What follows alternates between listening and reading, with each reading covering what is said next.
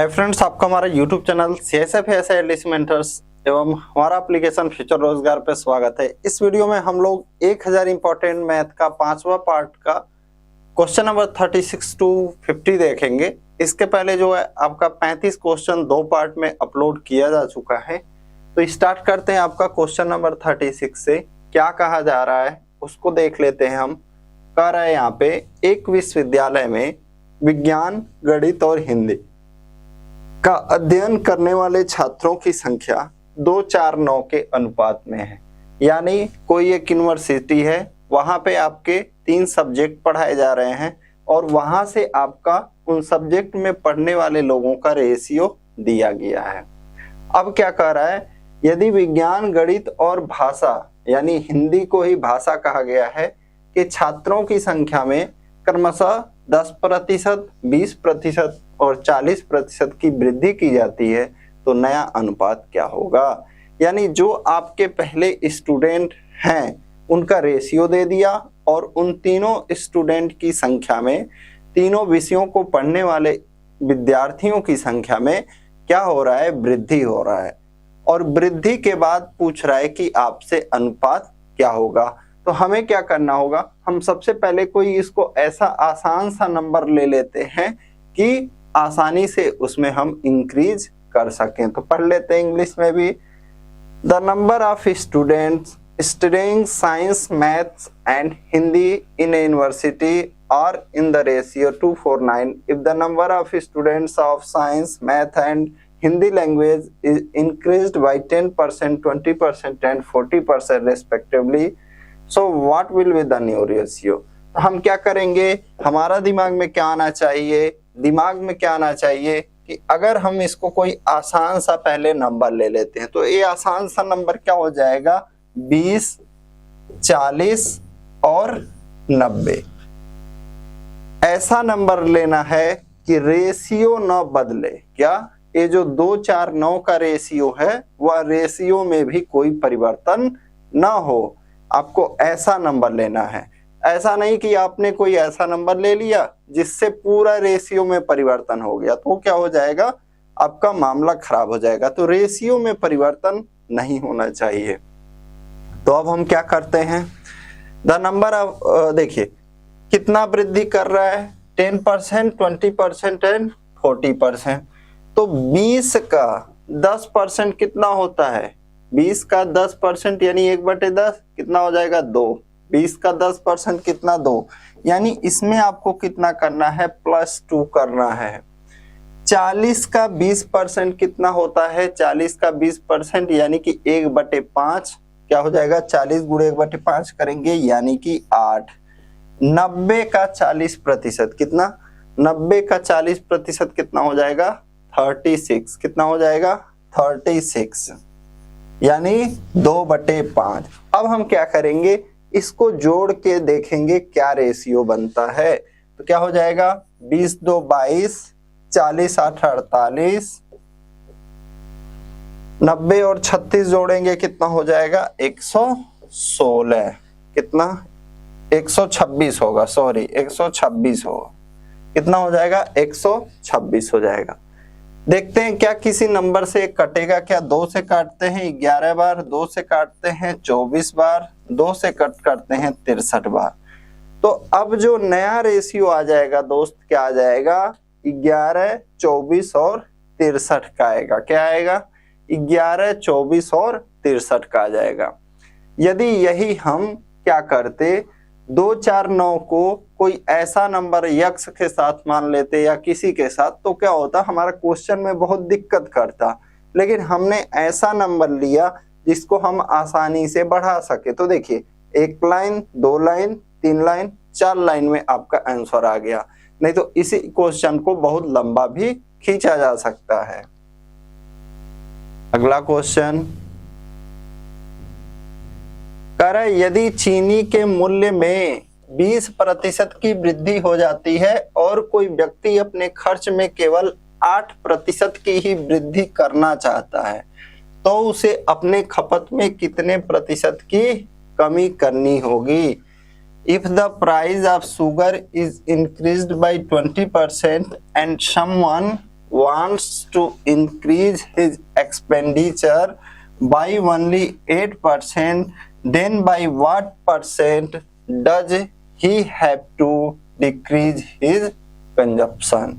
ठीक है, जैसे मान लीजिए आपका कोई चीज का प्राइस पहले कितना था, 100 रुपए था। कितना था? 100 रुपए। अब कह रहा है कितना हो गया, 20% इंक्रीज हो गया। क्या हो गया? 20% इंक्रीज हो गया। लेकिन जो व्यक्ति है वो चाहता है कि 8% रहे खर्च, जो है मतलब टोटल जो है 8% हो। तो उसके लिए हम क्या करेंगे, देखिए हमारा जो फाइनल वैल्यू होना चाहिए कितना होना चाहिए, 108 होना चाहिए। 8% वृद्धि यानी 100 से परिवर्तित होके कितना होना चाहिए, पहले तो 120 हो जाएगा। फिर आपको ऐसा कुछ इसमें कमी करना है कि 120 से 8 हो जाए। क्या? 120 से 8 हो जाए। तो देखते हैं 120 से हमें क्या करना है, 108 करना है। तो देखिए कैसे हम पता करेंगे कि 120 से 108 कैसे होगा। 120 में से 8 घटाएंगे कितना आ जाएगा, 12। नीचे कितना आ जाएगा, 120 और गुणे 100। तो हमारा कितना आ जाएगा, 12 से कट करेंगे 10 बार, 0 से 0। हमारा आंसर क्या आ जाएगा, 10%। क्या आंसर आ जाएगा, 10%। यानी कि अपनी खपत में उसको 10% की कमी करनी होगी। एक तरह से और देखते हैं, क्या लगता है, क्या दिमाग में है, लगे या ना लगे देख लेते हैं। मान लीजिए 20%, नहीं उस तरह से नहीं समझ में आ रहा है। इसी तरह से आप करिएगा। पहले मान लीजिएगा 100 था, फिर बढ़ के कितना हो गया, 120 हो गया। लेकिन आप क्या चाहते हैं भैया, 120 नहीं आप चाहते हैं, आप जो है चाहते कितना है, 108 चाहते हैं। ठीक है, अगर मान लीजिए यही नंबर कुछ और रहता, डिजिट कुछ और रहता, ये जैसे वृद्धि की बात कर रहा है, कह देता 20% कमी हो जाती। क्या? 20% कमी हो जाती, 80। लेकिन जो व्यक्ति है वो चाहता है कि कमी सिर्फ 10% हो। अगर मान लीजिए कह देता कि वो व्यक्ति चाहता है कि कमी जो है 10% हो। क्या हो? कमी जो है 10% हो। तो क्या करेंगे, हमारा 80 हो चुका है, लेकिन वो व्यक्ति कितना चाहता है, 90 पे चाह रहा है। ठीक है, तो क्या करते, 10 बटे क्या करते हम, फिर 80 क्यों करते, क्योंकि 80 हो चुका है, हमें 90 तक पहुंचाना है। गुणे यहाँ पे क्या कर देते हम, 100। 0 से 0, एक कितना आता तब, 12.5% का खपत में तब वृद्धि करना पड़ता। क्या करना पड़ता, अगर मान लीजिए किसी चीज का रेट घटता है तो खपत हमें क्या करना पड़ेगा, बढ़ाना पड़ेगा। नहीं तो अगर हम खपत नहीं बढ़ाएंगे, अगर मान लीजिए अब हमारा खर्च 80 आ रहा है, लेकिन हमें क्या चाहिए, खपत 90, हमारा रेट पड़ना चाहिए 90। मान लीजिए आप 80 रुपया में 1 किलो खर्च किए, 1 किलो आप कोई भी चीज चावल ले लिए। अब कोई व्यक्ति बोल रहा है, ए भाई 90 वाला लेना, मतलब आपका रेट 80 रहे। ठीक है, क्या रहे, रेट 80 रहे, खपत कितना बढ़ा दें कि वो 90 हो जाए। क्या? खपत कितना बढ़ा दें कि 90 हो जाए। तो आप देखो 80 से कितना कर रहे हो, 90, 10 बढ़ा रहे हो, 10 बटे 80 गुणे 100, यानी 12.5% खपत बढ़ा दोगे। पहले आप कितना लेते थे, 1 किलो लेते थे, अब 1250 ग्राम लेना पड़ेगा, खर्च 90 आ जाएगा। अगर यहाँ 100 लिखता तो यहाँ पे हम 20 लिखते और नीचे 80 लिखते। अगर यहाँ पे 110 कहता, 10% अब मतलब वृद्धि हो जाए, तब यहाँ 30 लिखते, यहाँ 80 लिखते। ठीक है, तो ये चीज आप अपने दिमाग में रखेंगे।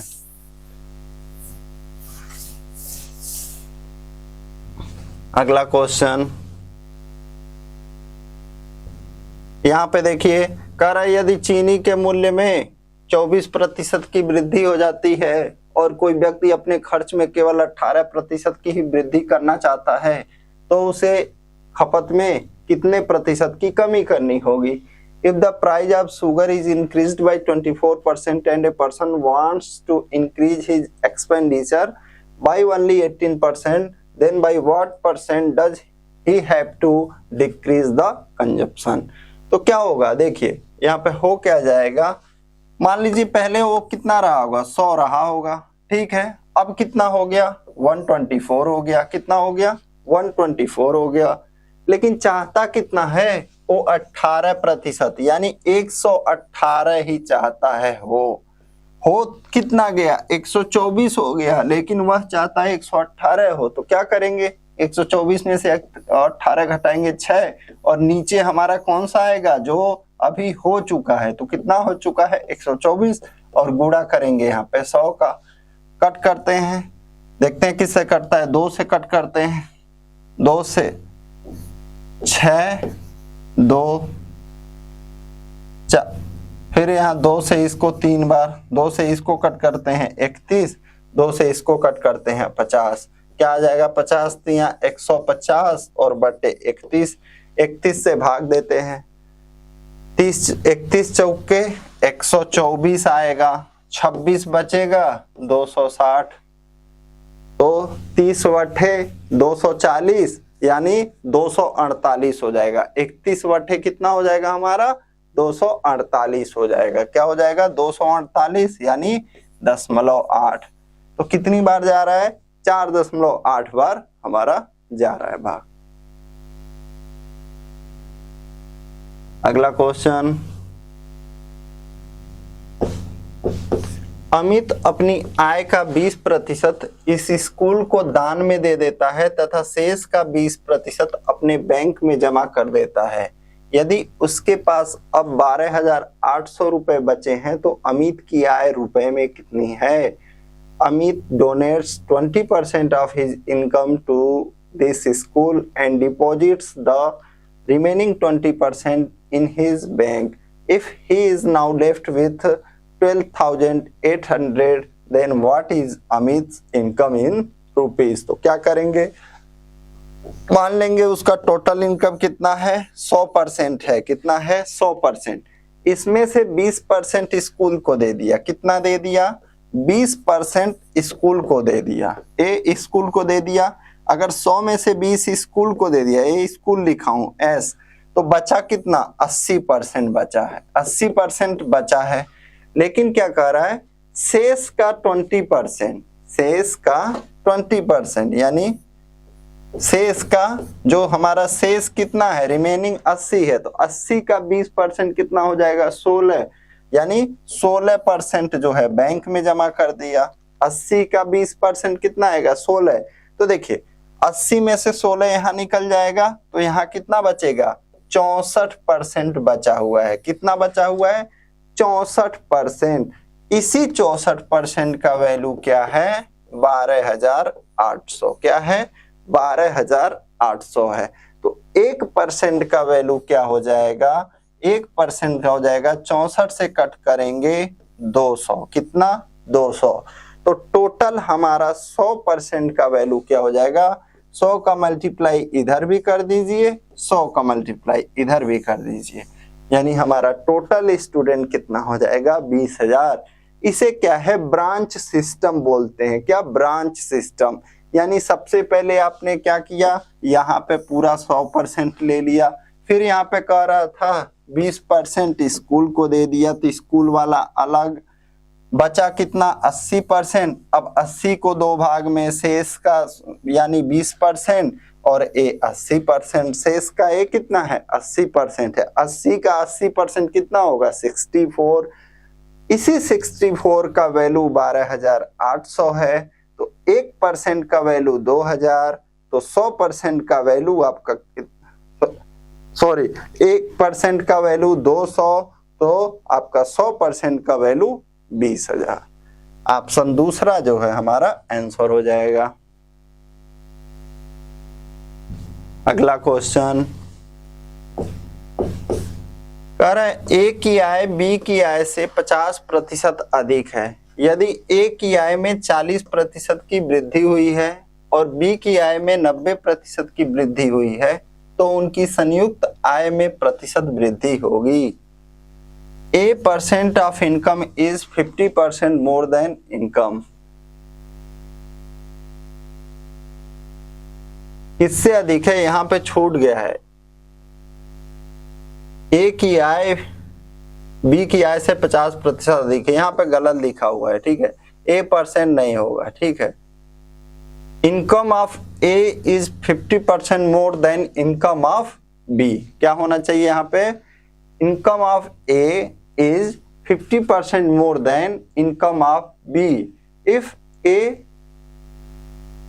इनकम हैज इंक्रीज्ड बाय, इसका इनकम बढ़ रहा है, इफ ए इनकम यानी ए का इनकम जो है बढ़ता है कितना 40% एंड बी का जो है इनकम बढ़ता है 90%, देन इनका टोटल इनकम कितना इंक्रीज हुआ। तो देखिए क्या कह रहा है, ए की आय बी की आय से 50% अधिक है, तो हम सबसे पहले किससे तुलना किया है, बी से किया है, तो बी का ले लेते हैं 100, ए का ले लेते हैं 150, 50% अधिक है। अब क्या कह रहा है, ए की आय में 40% की वृद्धि हुई, तो 150 का 40% कितना हो जाएगा 60, 150 का 40% कैसे निकाले, 150 गुणे 2/5, 5 से कट करेंगे 30, 30 का गुणा करेंगे 2, यानी इसमें कितना का वृद्धि 60 का वृद्धि। और बी की आय में 90% की वृद्धि हुई, बी का आय कितना है 100, 90% का वृद्धि होगा तो ए कितना होगा +90, ए कितना आ गया 210, ए कितना आ गया 190, 0 से 0 हटा देंगे। अब हमसे क्या पूछ रहा है, तो उनकी संयुक्त आय में प्रतिशत वृद्धि कितनी हुई, हटाते नहीं है, ठीक है, हमसे क्या है अनुपात नहीं पूछ रहा है, जब अनुपात पूछता तब हम हटाते, और इसको जोड़ने की जरूरत भी नहीं है, ठीक है। यहाँ पे कितना था 60 + 60 था, यहाँ +90, हमसे जो क्वेश्चन पूछ रहा है उस हिसाब से चला जाएगा। करें उनकी संयुक्त आय में प्रतिशत वृद्धि, तो देखिए 90 और 60 कितना का टोटल इंक्रीज हुआ 150 का, कितने का इंक्रीज हुआ 150 का, देखिए 90 और 60 150, और किसकी वजह से हुआ, इस दोनों की वजह से, तो दोनों को जोड़ लेंगे 150 और 100 को जोड़ेंगे क्या आ जाएगा 250, और गुणा किसका कर देंगे 100। आखिर यही तो हमारा टोटल है, ए और बी का टोटल यही है, और इसी में 150 का वृद्धि हो रहा है। कट करते हैं, 50 से 3 बार, 50 से 5 बार, 5 से 100 को कट करेंगे 20%, हमारा आंसर क्या आ जाएगा यहाँ पे 60%, कितना आंसर आ जाएगा 60% जो होगा हमारा आंसर हो जाएगा। अगला क्वेश्चन, करे सुधीर ने अपनी मासिक आय का 12% किसी अनाथालय को दान करने का फैसला किया। दान के दिन उसने अपना फैसला बदल दिया और 4,800 रुपए की राशि दान